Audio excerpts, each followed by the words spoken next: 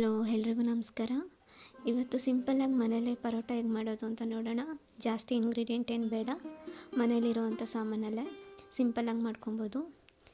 ಚಪಾತಿ ಮಾಡೋ ಬದಲಾಗಿ ಈ ರೀತಿ ಮಾಡ್ಕೊಳ್ಳಿ, ತುಂಬ ಚೆನ್ನಾಗಿ ಅನಿಸುತ್ತೆ. ರಾತ್ರಿ ಡಿನ್ನರ್ಗೆ ತುಂಬಾ ಚೆನ್ನಾಗಿರುತ್ತೆ. ತುಂಬ ಸಿಂಪಲ್ಲಾಗಿ ಮಾಡ್ಕೊಬೋದು. ಬರೀ ಚಪಾತಿ ತಿಂದು ತಿಂದು ಬೋರ್ ಆಗಿದೆ ಅನ್ಬೇಕಾದ್ರೆ ಈ ರೀತಿ ಮಾಡ್ಕೊಳ್ಳಿ, ತುಂಬ ಚೆನ್ನಾಗಿರುತ್ತೆ. ಈಗ ಒಂದು ಬೌಲಿಗೆ ನಾನು 1.5 ಬಟ್ಲಷ್ಟು ಗೋಧಿ ಹಿಟ್ಟನ್ನ ತೊಗೊಂಡಿದ್ದೀನಿ. ಮೈದಾ ಹಿಟ್ಟಲ್ಲಿ ಬೇಕಾದರೂ ಮಾಡ್ಕೋಬೋದು, ಬಟ್ ಗೋಧಿ ಹಿಟ್ಟಲ್ಲಿ ಮಾಡಿದ್ರೆ ಚೆನ್ನಾಗಿರುತ್ತೆ. ಅದಕ್ಕೆ ಒಂಚೂರು ಉಪ್ಪು ಹಾಕ್ಕೊತಾ ಇದ್ದೀನಿ. ಉಪ್ಪು ಹಾಕ್ಕೊಂಡು 1-2 ಸ್ಪೂನಷ್ಟು ಎಣ್ಣೆ ಹಾಕ್ಕೊತಾ ಇದ್ದೀನಿ. ಅದನ್ನೆಲ್ಲ ನೀಟಾಗಿ ಕೈಯಲ್ಲಿ ಫಸ್ಟು ಮಿಕ್ಸ್ ಮಾಡ್ಕೊಳ್ಳಿ.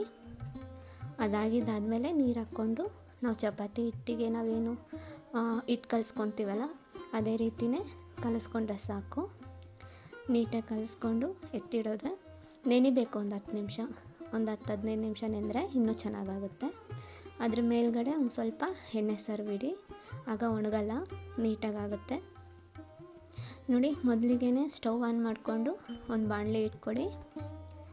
ಅದಕ್ಕೆ ನಾನು ಆಗಲೇ 2 ಸ್ಪೂನಷ್ಟು ಎಣ್ಣೆ ಹಾಕಿದ್ದೀನಿ. ಈಗ ಅದಕ್ಕೆ ಜೀರಿಗೆ ಹಾಕ್ತಾಯಿದ್ದೀನಿ. ಜೀರಿಗೆ ಇದಕ್ಕೊಂದು ಸ್ವಲ್ಪ ಜಾಸ್ತಿನೇ ಬೇಕಾಗುತ್ತೆ, ಚೆನ್ನಾಗಿರುತ್ತೆ ಜೀರಿಗೆ ಹಾಕಿದ್ರೆ. ಇದಕ್ಕೆ ನಾನು ಸಾಸಿವೆ ಉಪಯೋಗಿಸ್ತಾ ಇಲ್ಲ. ಜೀರಿಗೆ ಹಾಕ್ಕೊಂಡಿದ್ದಾದಮೇಲೆ ಈರುಳ್ಳಿ ಹಾಕ್ಕೊತಾ ಇದ್ದೀನಿ. ಈರುಳ್ಳಿನ ಆದಷ್ಟು ಸ್ವಲ್ಪ ಸಣ್ಣದಾಗಿ ಕಟ್ ಮಾಡೋದಕ್ಕೆ ನೋಡಿ, ಏಕೆ ಅಂತಂದರೆ ನಾವು ಚಪಾತಿ ಹಿಟ್ಟಲ್ಲಿ ಅದನ್ನು ಸ್ಟಫ್ ಮಾಡಿದಾಗ ನೀಟಾಗಿ ಸ್ಟಫ್ ಆಗುತ್ತೆ. ಇಲ್ಲ ಅಂತಂದರೆ ಹೊರಗಡೆ ಬರೋ ಥರ ಎಲ್ಲ ಆಗಿಬಿಡುತ್ತೆ, ಸ್ಟಫಿಂಗ್ ನೀಟಾಗಿ ಆಗೋಲ್ಲ. ಅದಕ್ಕೋಸ್ಕರ ಈರುಳ್ಳಿ ಫ್ರೈ ಆಗೋದಕ್ಕೋಸ್ಕರ ಒಂಚೂರು ಉಪ್ಪು ಹಾಕ್ಕೊತಾ ಇದ್ದೀನಿ ಅಷ್ಟೇ. ನೋಡಿ, ಈ ಥರ ಹಾಕ್ಕೊಂಡು ನೀಟಾಗಿ ಫ್ರೈ ಮಾಡಿ. ಇದಕ್ಕೆ ಜಾಸ್ತಿ ಇಂಗ್ರೀಡಿಯೆಂಟ್ ಏನು ಬೇಡ, ಮನೇಲಿರುವಂಥ ಇಂಗ್ರೀಡಿಯೆಂಟಲ್ಲೇ ಮಾಡ್ಕೊಬೋದು. ನೋಡಿ, ಈಗ ನಾನು 2-3 ಟೊಮೆಟೊ ಹಣ್ಣನ್ನ ತೊಗೊಂಡಿದ್ದೀನಿ. ಟೊಮೆಟೊ ಹಣ್ಣು ಅಷ್ಟೇ ನೀಟಾಗಿ ಸಣ್ಣದಾಗಿ ಕಟ್ ಮಾಡ್ಕೊಳ್ಳಿ. ಆದಷ್ಟು ದಪ್ಪ ದಪ್ಪ ಇತ್ತು ಅಂದರೆ ಚೆನ್ನಾಗಿರಲ್ಲ. ಈ ರೀತಿ ನೀಟಾಗಿ ಫ್ರೈ ಮಾಡಿ, ಸ್ವಲ್ಪ ಲಿಡ್ ಕೂಡ ಕ್ಲೋಸ್ ಮಾಡಿಬಿಟ್ಟು ನೀಟಾಗಿ ಮೆತ್ತಗಾಗೋ ಥರ ನೀಟಾಗಿ ಫ್ರೈ ಮಾಡ್ಕೊಳ್ಳಿ. ನೋಡಿ, ಈ ರೀತಿ ಫ್ರೈ ಮಾಡ್ಕೊಂಡಿದ್ದಾದಮೇಲೆ ನಾವು ಒಂದೊಂದೇ ಸ್ಪೈಸಸ್ನೆಲ್ಲ ಆ್ಯಡ್ ಮಾಡ್ತಾ ಹೋಗ್ಬೇಕಾಗತ್ತೆ.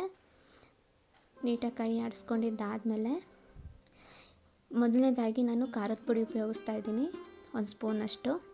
ಚಿಲ್ಲಿ ಬೇಕಾದರೂ ಹಾಕ್ಕೊಬೋದು, ಬಟ್ ಬಾಯಿಗೆ ಸಿಗುತ್ತೆ ಅನ್ನೋ ಕಾರಣಕ್ಕೆ ಖಾರದ ಪುಡಿ ಉಪಯೋಗಿಸ್ತಾ ಇದ್ದೀನಿ. ಮತ್ತು ಧನಿಯಾ ಪುಡಿ ಹಾಕ್ಕೊತಾ ಇದ್ದೀನಿ.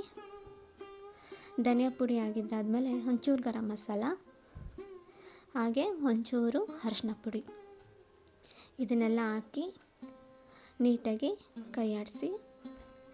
ಅದು ಸೀದೋಗೋ ಸಾಧ್ಯತೆ ಇರುತ್ತೆ ಈ ಟೈಮಲ್ಲಿ. ಆದಷ್ಟು ಸ್ವಲ್ಪ ಸಣ್ಣ ಉರಿಲಿಟ್ಕೊಂಡು ಕ್ಲೀನಾಗಿ ಫ್ರೈ ಮಾಡ್ಕೊಳ್ಳಿ.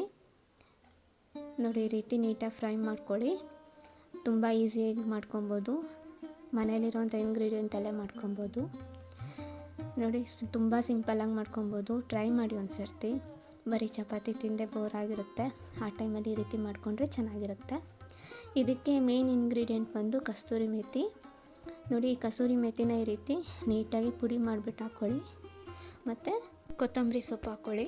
ಕೊತ್ತಂಬರಿ ಸೊಪ್ಪು ಕೂಡ ಒಂಚೂರು ಜಾಸ್ತಿನೇ ಹಾಕ್ಕೊಳ್ಳಿ, ಚೆನ್ನಾಗಿರುತ್ತೆ. ನೀಟಾಗಿ ಹಾಕ್ಕೊಂಡು ಫ್ರೈ ಮಾಡ್ಕೊಳ್ಳಿ. ಉಪ್ಪನ್ನ ನೋಡಿ ಹಾಕ್ಕೊಳ್ಳಿ. ನಾನು ಉಪ್ಪು ಹಾಕಿದ್ದೀನಿ. ನೀಟಾಗಿ ಈ ರೀತಿ ನೀಟಾಗಿ ಫ್ರೈ ಆಗಿದ್ದಾದಮೇಲೆ ಎತ್ತಿಟ್ಕೊಳ್ಳಿ. ನೋಡಿ, ಇವಾಗ ಮಾಮೂಲಿ ನಾವು ಹೇಗೆ ಚಪಾತಿ ಮಾಡ್ಕೊತೀವಲ್ವ ಅದೇ ರೀತಿ ಚಪಾತಿನ ಲಟ್ಟಿಸ್ಕೊಳ್ಳಿ. ಅದಾದಮೇಲೆ ನಾವು ಸ್ಟಫಿಂಗ್ ಏನು ಮಾಡ್ಕೊಂಡಿದ್ವಲ್ಲ ಅದನ್ನು ಈ ರೀತಿ ಸ್ಪೂನ್ನಿಂದ ನೀಟಾಗಿ ಅದನ್ನು ಸ್ಪ್ರೆಡ್ ಮಾಡ್ಕೊಳ್ಳಿ. ನಾನಿಲ್ಲಿ ರೌಂಡಾಗಿ ಮಾಡ್ತಾಯಿಲ್ಲ, ಅದಕ್ಕೆ ಈ ರೀತಿ ತೋರಿಸ್ತಾ ಇದ್ದೀನಿ. ನೀವು ಬೇಕಾದರೆ ಯಾವ ಶೇಪಲ್ಲಿ ಬೇಕಾದ್ರೂ ಮಾಡ್ಕೋಬೋದು. ನಾನು ಈ ಶೇಪಲ್ಲಿ ಮಾಡ್ತಾಯಿದ್ದೀನಿ. ತುಂಬ ಚೆನ್ನಾಗಿರುತ್ತೆ. ಒಂದು ಸತಿ ಟ್ರೈ ಮಾಡಿ, ಮಕ್ಳಿಗೂ ಕೂಡ ಇಷ್ಟ ಆಗುತ್ತೆ. ನೋಡಿ, ಒಂದು ಹಂಚಿಟ್ಕೊಂಡಿದ್ದೀನಿ. ಹಂಚಿನ ಮೇಲೆ ಎಣ್ಣೆ ಹಾಕ್ಕೊತಾ ಇದ್ದೀನಿ. ಬೆಣ್ಣೆ ಇದ್ದರೆ ಬೆಣ್ಣೆನಾದರೂ ಹಾಕ್ಕೊಳ್ಳಿ, ತುಪ್ಪ ಇದ್ದರೆ ತುಪ್ಪನಾದರೂ ಉಪಯೋಗಿಸ್ಬೋದು. ನಾನಿಲ್ಲಿ ಎಣ್ಣೆ ಹಾಕ್ಕೊತಾ ಇದ್ದೀನಿ. ಎಣ್ಣೆ ಹಾಕ್ಕೊಂಡು ಮಾಮೂಲಿ ನೀಟಾಗಿ 2 ಕಡೆ ಬೇಯಿಸ್ಕೊಂಡ್ರೆ ಆಗೋಯ್ತು. ತುಂಬ ಸಿಂಪಲ್ಲಾಗಿ ಒಂದು ಅರ್ಧ-ಮುಕ್ಕಾಲು ಗಂಟೆಲೆಲ್ಲ ಈ ಪರೋಟ ಮಾಡ್ಕೊಂಬಿಡ್ಬೋದು. ನೋಡಿ, ತುಂಬ ಸಿಂಪಲ್ಲಾಗಿ ಮಾಡ್ಕೊಬೋದು. ಟ್ರೈ ಮಾಡಿ. ಈ ರೆಸಿಪಿ ಇಷ್ಟ ಆಗಿದ್ದರೆ ಶೇರ್ ಮಾಡಿ, ಲೈಕ್ ಮಾಡಿ, ಹಾಗೆ ಸಬ್ಸ್ಕ್ರೈಬ್ ಮಾಡ್ಕೊಳ್ಳೋದನ್ನು ಮರಿಬೇಡಿ. ಹಾಗೆ ನಿಮ್ಮ ಸಜೆಷನ್ ಏನೇ ಇದ್ದರೂ ಕೂಡ ಕಾಮೆಂಟ್ ಬಾಕ್ಸಲ್ಲಿ ತಿಳಿಸಿ.